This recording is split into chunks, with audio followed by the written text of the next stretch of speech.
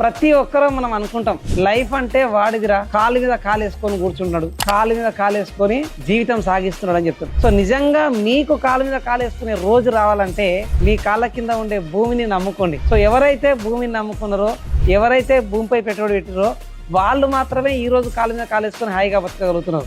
So మీరెందుకు మరి ఇంకా కష్టం చేస్తున్నారు?